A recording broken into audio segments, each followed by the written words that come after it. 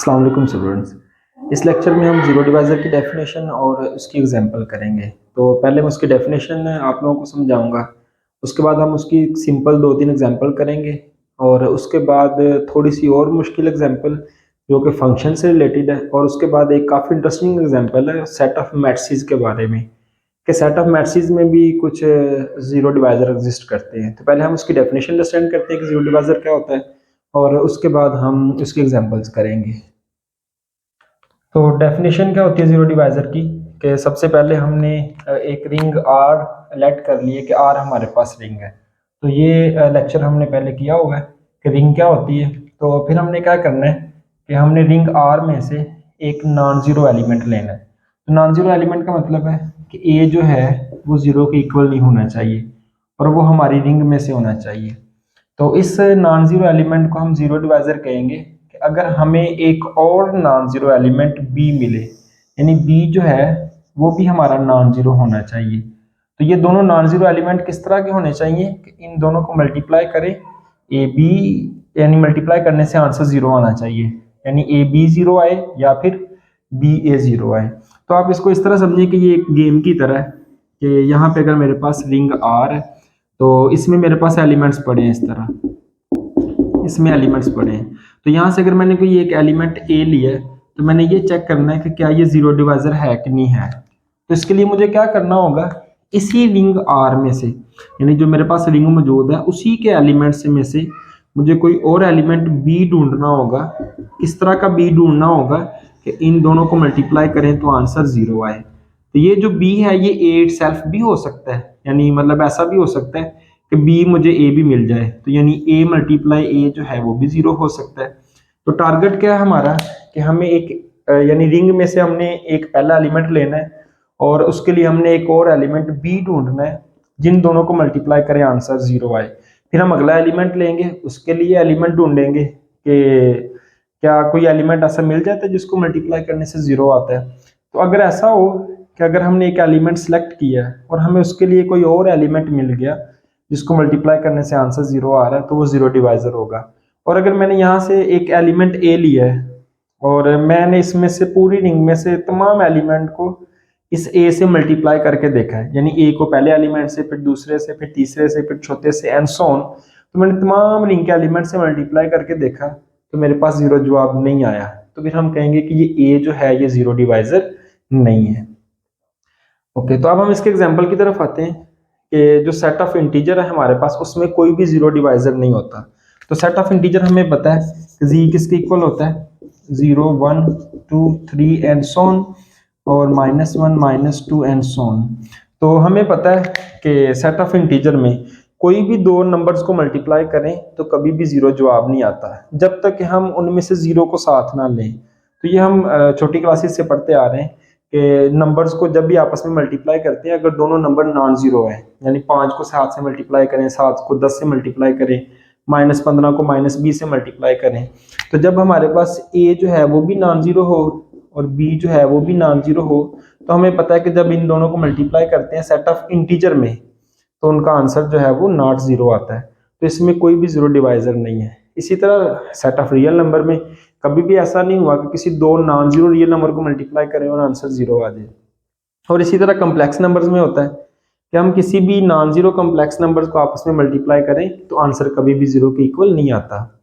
ठीक है, इसका मतलब है कि सेट ऑफ इंटीजर में, सेट ऑफ रियल नंबर में, सेट ऑफ कॉम्प्लेक्स नंबर में, even though set of rational number में कोई भी ज़ीरो डिवाइज़र एग्जिस्ट नहीं करता। क्यों? क्योंकि किसी भी दो नंबर्स को मल्टीप्लाई करने से जवाब ज़ीरो नहीं आता जो कि दोनों नॉन ज़ीरो हों। ठीक है, ओके। उसके बाद हम नेक्स्ट एग्जांपल की तरफ आते हैं। तो ये काफ़ी इंटरेस्टिंग एग्जांपल है। तो यहाँ पे मैंने लिखा है कि रिंग मैंने ली है जी एन। तो जी एन आइसोमॉर्फिक होती है जी बाय एन जी के। तो ये आइसोमॉर्फिज्म के बारे में हम नेक्स्ट लेक्चर्स में जाकर डिस्कस करेंगे कि आइसोमॉर्फिज्म क्या होती है। लेकिन फिलहाल सिंपल आप ये समझें कि जी एन और N G over N G जो है वो दोनों सेम होते हैं। तो इसको किसके इक्वल लिखते हैं, 0 की क्लास, 1 की क्लास, 2 की क्लास, सोन एन -1 की क्लास। ओके, और यहाँ पे मॉडर्न का मतलब है कि अगर मैंने यहाँ से कोई एलिमेंट लेना है तो इनको ऐड करना है या मल्टीप्लाई करना है तो मैंने n से डिवाइड करके रिमाइंडर लिखना होता है। तो हम एक पर्टिकुलर एग्जांपल लेते हैं। फॉर एग्जांपल मैं Z8 लेता हूँ। चलिए सिंपल एग्जांपल ले लेते हैं, Z6 ले लेते हैं। तो इसमें आएगा 0 की क्लास, 1 की क्लास, 2 की क्लास, 3 की क्लास, 4 की क्लास और 5 की क्लास और मॉड 6 आ जाएगा।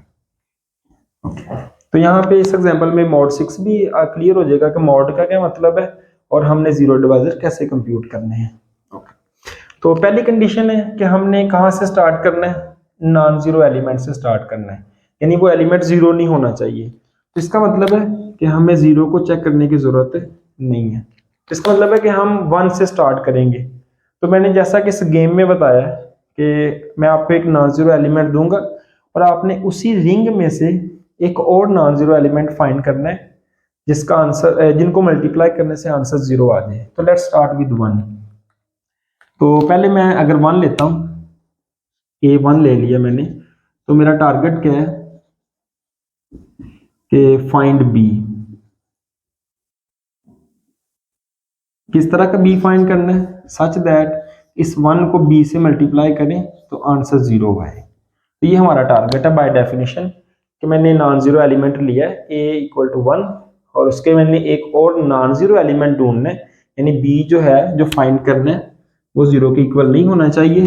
तो किस तरह का फाइंड करना है कि इन दोनों को मल्टीप्लाई करने से आंसर जीरो आएगा। ओके, तो स्टार्ट करते हैं। तो हमें इस रिंग में से ही एलिमेंट चेक करना है। तो देखें, पहले 1 को मैंने जैसे बताया कि अपने आप से भी मल्टीप्लाई करके चेक करना है। तो पहले 1 को 1 से मल्टीप्लाई करते हैं, आंसर 1 आ गया, तो ये जीरो के इक्वल नहीं आया। ओके जी, उसके बाद हमने क्या करना है, 1 को 2 से मल्टीप्लाई करना है, तो आंसर 2 आ गया, वो भी जीरो के इक्वल नहीं आया। उसके बाद 1 को 3 से करेंगे तो आंसर 3 आ जाएगा, वो भी जीरो नहीं आया। 1 को 4 से करेंगे, 4 आ गया, वो भी जीरो नहीं आया। 1 को 5 से करेंगे, 5 आ गया और वो भी जीरो के इक्वल नहीं आया। तो इसका मतलब ये हो गया कि किसी भी रकम के ऊपर आंसर जीरो नहीं आया, तो this implies 1 is not zero divisor. अब हम चेक करते हैं 2 को। तो जब मैं 2 को चेक करूंगा, अब मेरा A जो है वो किसके इक्वल हो जाएगा, 2 के। और हमारा टारगेट क्या है कि हमने B फाइंड करना है जो कि नॉन जीरो हो। ठीक है, तो B क्या होगा ये हमने ढूंढना है और ये नॉन जीरो भी होना चाहिए। ओके, तो 2 को इसका मतलब है कि जीरो से मल्टीप्लाई करने की भी जरूरत नहीं है। तो लेट्स स्टार्ट विद 2। तो 2 को 1 से करने की भी जरूरत नहीं है, हमें पता है 2 को 1 से मल्टीप्लाई करेंगे 2 आएगा, तो जीरो जो है वो नहीं आ सकता। चलिए लिख लें, 2 × 1 = 2 is not equal to zero. उसके बाद 2 × 2 = 4, मॉड 6 में वो भी जीरो नहीं आया। ओके, उसके बाद 2 × 3, तो चलिए इधर कर लें, 2 × 3 = 6 और मॉड 6 का मतलब है कि अब मेरा नंबर 6 या 6 से जब भी ज्यादा आएगा तो आपने इसको 6 से डिवाइड करना है। जब मैं 6 को 6 से डिवाइड करूंगा तो रिमाइंडर जो है वो जीरो आएगा, तो मैं यहाँ पे रिमाइंडर भी लिख सकता हूँ। तो अब ये आंसर जो है वो किसके इक्वल आ गया, जीरो के। क्लियर है।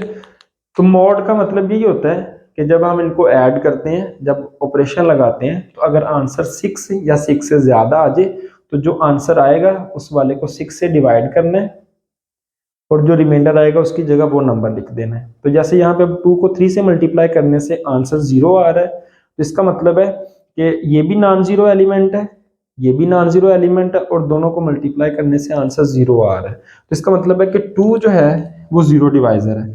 तो this implies 2 is zero divisor. Okay, अब अगर आप डेफिनेशन की तरफ दोबारा आए, तो मैंने A के लिए B ढूंढना था जिनको मल्टीप्लाई करने से आंसर जीरो आ रहा है।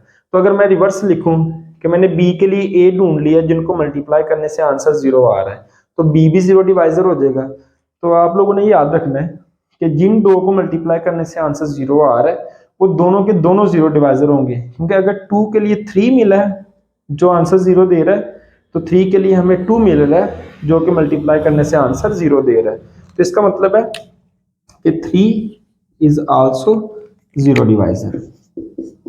तो हमारे पास दो जीरो डिवाइजर आ गए, ये वाला जीरो डिवाइजर नहीं आया, ठीक है, और ये वाला जीरो डिवाइजर है और ये वाला भी जीरो डिवाइजर है। तो इसी तरह हम 4 को भी चेक कर सकते हैं।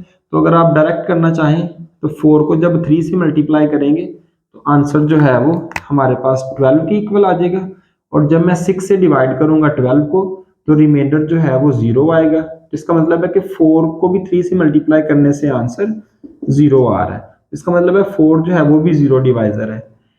लेकिन 5 को अगर चेक करें, 5 को 1 करने से 1 आएगा। चलिए इधर लिख लें। तो अगर मैं 5 को 1 से मल्टीप्लाई करता हूँ 5 आएगा, वो 0 के इक्वल नहीं आया। 5 को 2 से करेंगे तो हमारे पास आंसर जो है वो 10 के इक्वल आएगा। और जब मैं 6 से डिवाइड करूंगा तो रिमाइंडर जो है वो 4 आ जाएगा और वो भी 0 के इक्वल नहीं है। और 5 को जब 3 से करेंगे 15, और जब 6 से डिवाइड करेंगे तो हमारे पास 3 रिमाइंडर आएगा, वो भी 0 नहीं है। उसके बाद 5 को 4 से करेंगे 20, और जब 6 से डिवाइड करेंगे तो रिमाइंडर जो है वो 2 आ जाएगा, वो भी 0 नहीं आया। 5 को 5 से करें 25, और जब हम 6 से डिवाइड करेंगे तो रिमाइंडर 1 आ जाएगा और वो भी 0 के इक्वल नहीं आया। तो इस केस में मैंने 5 को लिया और इन तमाम नॉन जीरो नंबर से मल्टीप्लाई किया और आंसर 0 नहीं आया। तो इसका मतलब है कि 5 इज नॉट 0 डिवाइजर। तो ये वाला हमारे पास 0 डिवाइजर नहीं है। तो यहाँ पे अब ये तो मॉड सिंपल था, G6 था। यहाँ पे तो हमने बड़ी आसानी से कैलकुलेशन कर करके देख लिया कि किन को मल्टीप्लाई करने से 0 आता है तो वो 0 डिवाइजर है, और किन को मल्टीप्लाई करने से 0 नहीं आया तो वो 0 डिवाइजर नहीं है। लेकिन अगर यहाँ पे मैं मॉड बड़ा दे दूं, फॉर एग्जाम्पल मैं कह दूं मॉड 1062 है या 1,00,000 कुछ है, तो फिर हम कैसे इतनी कैलकुलेशन करेंगे और फाइंड करेंगे कि कौन से 0 डिवाइजर हैं कि कौन से 0 डिवाइजर नहीं है। तो उसके लिए हमारे पास रिजल्ट ये है कि हमने ये देखना होगा कि किन नंबर्स का इसके साथ जीसीडी 1 से ज्यादा है, यानी हाईएस्ट कॉमन फैक्टर या ग्रेटेस्ट कॉमन फैक्टर 1 से ज्यादा है। तो जैसे देखें 1 और 6 का जो ग्रेटेस्ट कॉमन फैक्टर है वो किसके इक्वल है, जीसीडी। तो आई होप कि ये कंसेप्ट सबको पता होगा जीसीडी कैसे फाइंड करते हैं। तो जीसीडी ऑफ 1 और 6 जो है वो 1 की इक्वल है। जीसीडी ऑफ 2 और 6 जो है वो 2 के इक्वल है। जीसीडी ऑफ 3 और 6 जो है वो 3 के इक्वल है। जीसीडी ऑफ 4 और 6 जो है वो भी 2 के इक्वल है। और जीसीडी ऑफ 5 और 6 जो है वो 1 के इक्वल है। तो अगर हम गौर करें तो 1 का जीसीडी भी 1 के इक्वल है और 5 का जीसीडी भी 1 के इक्वल है। तो ये वाला 0 डिवाइजर नहीं है। लेकिन जिनका जीसीडी 1 से ज्यादा है, इसका 2 है, इसका 3 है, इसका भी 2 आया, तो ये भी 0 डिवाइजर आया, ये भी 0 डिवाइजर आया और ये भी 0 डिवाइजर आया। तो इसका मतलब कि ये रिजल्ट हो गया कि हमने जब मोड n लिया तो जिस नंबर का जीसीडी 1 से ज्यादा होगा, ठीक है, तो वो 0 डिवाइजर होगा, और जिसका जीसीडी 1 के इक्वल आएगा वो 0 डिवाइजर नहीं होगा। तो फाइनल नोट हमारे पास ये बना है कि जब हमने Gn को करना है तो ऐसे नंबर्स जिनका n के साथ जीसीडी 1 से ज्यादा होगा तो वो हमारे पास 0 डिवाइजर होंगे। तो जैसे कब मैंने अगर Z24 में 0 डिवाइजर फाइंड करने हैं तो मैंने वो तमाम नंबर फाइंड करने हैं जिनका जीसीडी 1 से ज्यादा होगा। तो जैसे 1 और 24 का जीसीडी 1 आया, जीसीडी ऑफ 2 और 24 जो है वो 2 के इक्वल है। इसी तरह जीसीडी ऑफ 3 एंड 24 जो है वो भी 3 के इक्वल है। और इसी तरह मैंने ये कंप्यूट किए हैं। तो यहाँ पे 5 और 24 का जीसीडी 1 आता है, 6 और 24 का जीसीडी 6 आता है, 7 और 24 का जीसीडी 1 आता है, 8 और 24 का जीसीडी जो है वो 8 के इक्वल आता है। तो ये बहुत ही आसान काम है छोटी क्लासेस में। तो आप लॉन्ग डिवीजन से भी जीसीडी फाइंड कर सकते हैं, और हमारे पास फैक्टराइजेशन वाला मेथड भी होता है उससे भी फाइंड कर सकते हैं। तो यहाँ पे देखें तो ये वाला जो है ये मेरे पास 0 डिवाइजर नहीं होगा क्योंकि जीसीडी 1 आया है। ये वाला भी 0 डिवाइजर नहीं होगा, इसका जीसीडी भी 1 आया है, और ये वाला भी 0 डिवाइजर नहीं होगा, ठीक है, तो इसका जीसीडी भी 1 के इक्वल आया। तो ये वाले जो नंबर्स हैं हमारे पास, ये वाला जो 3 है ये भी 0 डिवाइजर होगा, ये 2 भी 0 डिवाइजर होगा, और उसके बाद 4 भी 0 डिवाइजर होगा, 6 भी 0 डिवाइजर होगा, और 8 भी 0 डिवाइजर होगा, एंड सो ऑन। तो अब नेक्स्ट वाले आप खुद से भी चेक कर सकते हैं। तो मैं उनका फाइनल आंसर लिख देता हूँ। तो हमारे पास जो 0 डिवाइजर आएंगे 24 में वो कौन कौन से नंबर होंगे, 2, और उसके बाद 3, उसके बाद 4, उसके बाद 6, उसके बाद 8, उसके बाद 9, उसके बाद 10, उसके बाद 12 और 14 और 15, 16, 18 और 20, 21, 22 और 24 नहीं हम लेंगे। तो ये हमारे पास जो है ये तमाम नंबर्स जो हैं ये जीरो डिवाइजर हैं, ठीक है, क्योंकि इन तमाम नंबर्स का जो जीसीडी है 24 के साथ वो 1 से ज्यादा है। जिनका जीसीडी 1 होगा वो नॉन जीरो डिवाइजर होंगे, और जिनका जीसीडी 1 से ज्यादा आएगा वो हमारे पास जीरो डिवाइजर होंगे। अब हम एक एग्जांपल करते हैं फंक्शन से रिलेटेड। तो मैंने रिंग ली है जो कि फंक्शन डिफाइन है, सेट ऑफ रियल सेट जो क्लोज इंटरवल है 0 1 से लेकर सेट ऑफ रियल नंबर के ऊपर। तो यहाँ से मैंने एक ऐसा फंक्शन सिलेक्ट किया है जो कि कुछ पॉइंट के ऊपर जीरो के इक्वल है और कुछ पॉइंट्स के ऊपर नॉन जीरो के इक्वल है, यानी कि कुछ पॉइंट्स पे जीरो आंसर आ सकता है लेकिन सारे के सारे सेट के ऊपर जीरो आंसर नहीं है। तो सारे के सारे सेट के ऊपर नॉन जीरो आंसर नहीं है, इसका मतलब है कि मैंने फंक्शन क्या लिया है, नॉन जीरो, यानी ओवरऑल पूरा का पूरा जीरो नहीं है लेकिन कुछ पॉइंट के ऊपर जीरो आंसर आ भी सकता है। तो ऐसा करने की वजह क्या है, क्योंकि जब मैंने जीरो डिवाइजर फाइंड करने होते हैं तो जो मैंने रिंग में से एलिमेंट लेना होता है वो नॉन जीरो होना चाहिए। तो फंक्शन के नॉन जीरो का मतलब यही होता है कि वो कुछ ना कुछ पॉइंट्स के ऊपर आंसर नॉन जीरो दे, ठीक है, और कुछ के ऊपर वो अगर जीरो भी दे तो खैर है।